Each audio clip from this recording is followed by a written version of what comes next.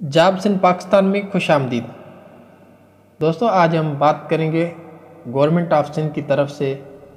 अभी कुछ दिन पहले बताया था उन्होंने कि हम नौकरियों के इश्तिहार देंगे जो प्राइमरी स्कूल टीचर हो, JEST के होंगे।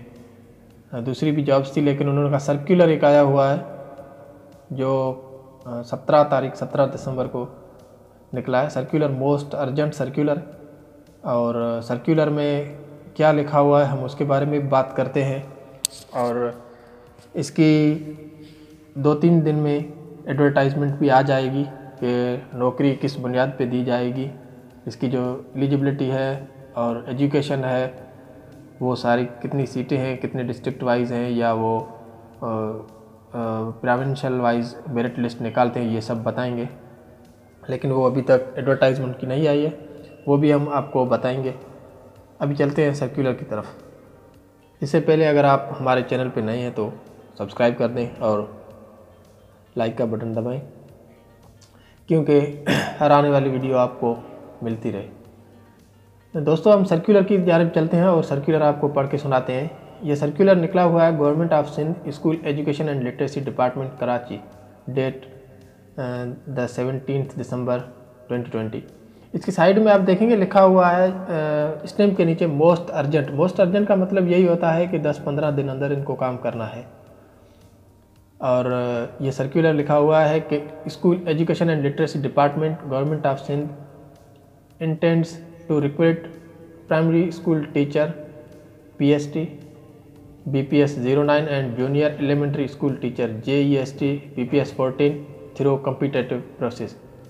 दोस्तों, इसका मतलब ये है कि थ्रू कॉम्पिटिटिव का मकसद यही है कि यह किसी NTS या किसी थर्ड पार्टी जो इदारा होता है कॉम्पिटिटिव, उसकी तरफ से ये रिक्रूट करेंगे, मतलब ये तलब करेंगे।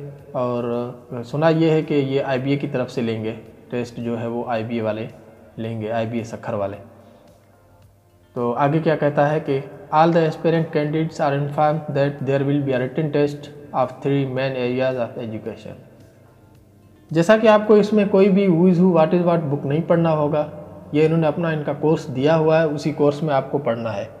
कोर्स कौन कौन सा है वो इन्होंने वाज़े लिख दिया है कि ये 3 हिस्सों में बांट दिया है इन्होंने कोर्स को।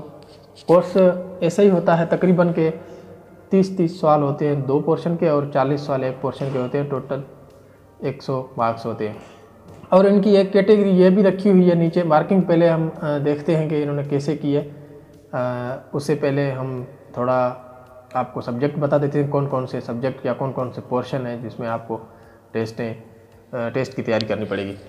नंबर 1 है science, mathematics and computer knowledge. ये 3 है जिसमें अंदाज़न 10-10 सवाल आपके आ जाएंगे, और ये पहला पार्ट है। और दोस्तों, इस पार्ट में अगर 30 हैं टोटल सवाल, तो इसमें से आपको 45% ग्रुप में से उठाना पड़ेगा। ये 3 ग्रुप में इन्होंने डिवाइड किया है, जिसमें आपको वाज़ह बता रहे हैं लेटर में। ये मैं अपनी तरफ से नहीं बता रहा, ये सर्कुलर आपको पढ़ के सुना रहा हूँ। सर्कुलर में लिखा हुआ है कि आपको 45% इसका उठाना पड़ेगा। और दूसरा जो है वो मोस्ट मतलब डिफ़िकल्ट होता है, इंग्लिश है। उसमें 40 सवाल आ सकते हैं, 40 क्वेश्चंस आ सकते हैं, 40 सवाल आ सकते हैं, या 30 में भी।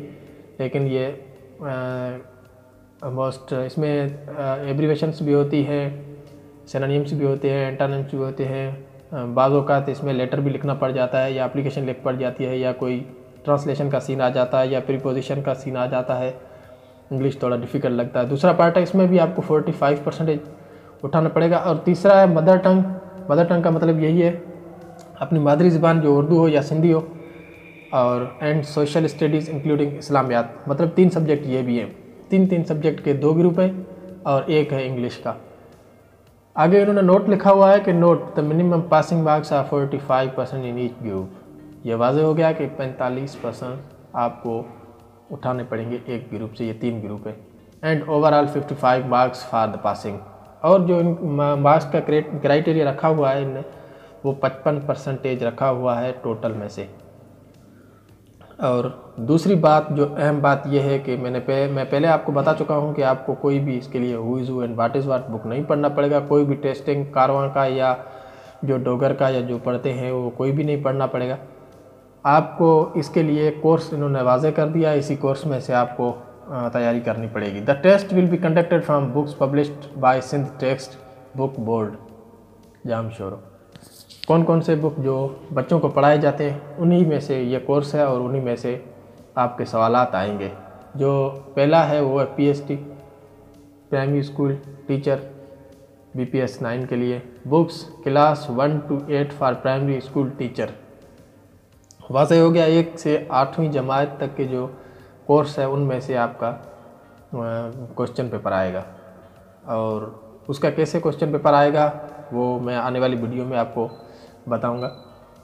और दूसरा ये पोर्शन है इसका कि नंबर 2 जो टेस्ट है वो है JEST बुक्स क्लास 7th और 6th to matric for junior elementary school teacher.